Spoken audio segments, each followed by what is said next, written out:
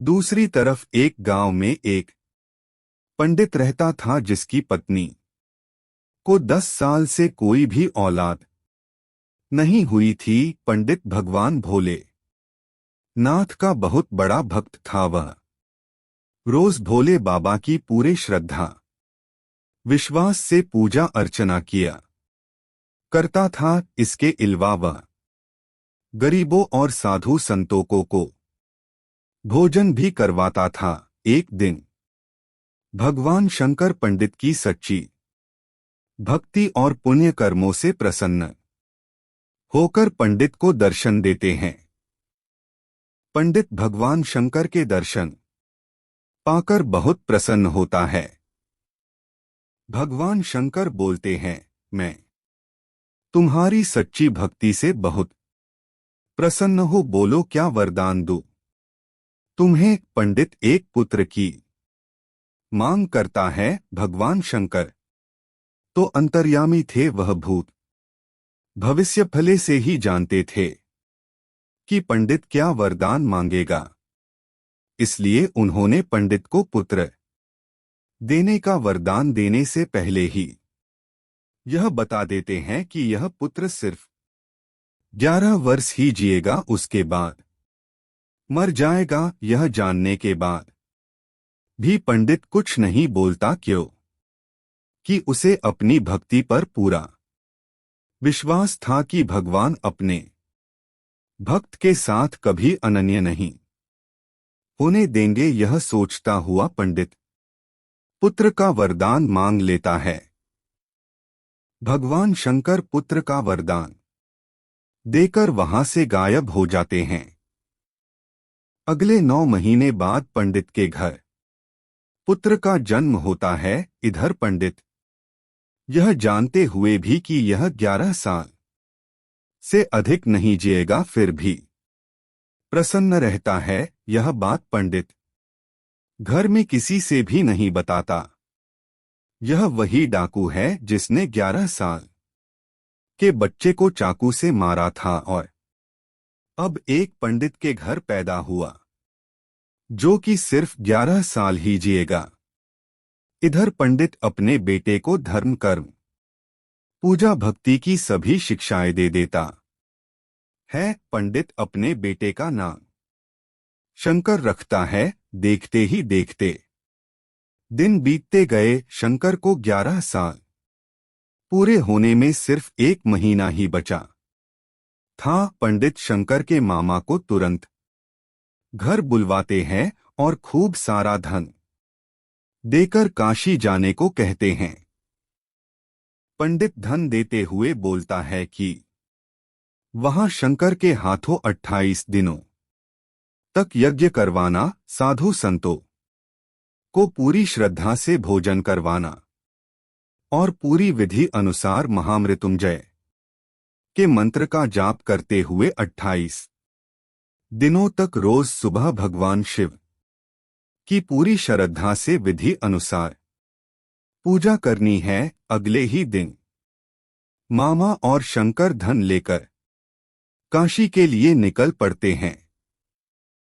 काशी पहुंचते ही मामा और शंकर वो सब करना शुरू कर देते हैं जैसा कि पंडित ने बताया था। ठीक 28वें दिन शंकर की हालत अचानक खराब हो जाती है। शंकर के मामा शंकर को आराम करने के लिए अंदर भेज देते हैं। शंकर के मामा जब सब साधुओं को भोजन करवा के शाम को शंकर के पास वापस लौटते हैं तो शंकर मर चुका है। यह देख शंकर के मामा जोर जोर से रोने लगते हैं। इतने में यमलोक के दूत शंकर की आत्मा को लेकर यमलोक पहुंचते हैं।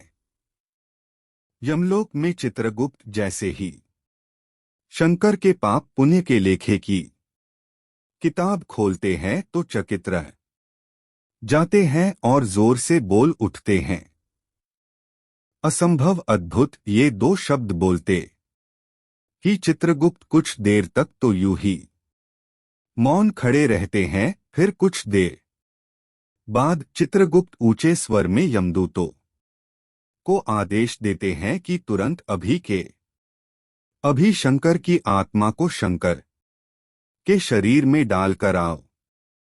यमदूत शंकर को उसके शरीर में पुनः डाल देते हैं और शंकर फिर से जी उठता है। अचानक यह चमत्कार देख कि शंकर के शरीर में हलचल हो रही है। शंकर के मामा की खुशी का ठिकाना नहीं रहता।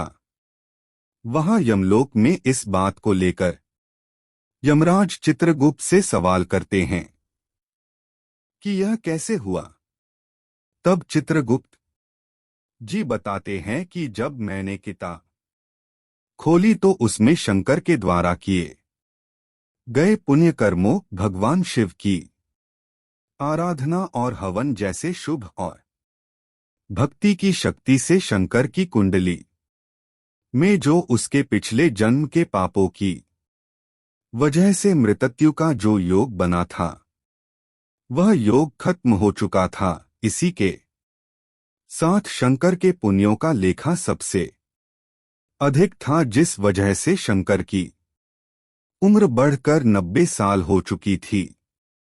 इस वजह से मुझे सृष्टि के नियमों का पालन करते हुए शंकर की आत्मा को पुनः शंकर के शरीर में भेजना पड़ा।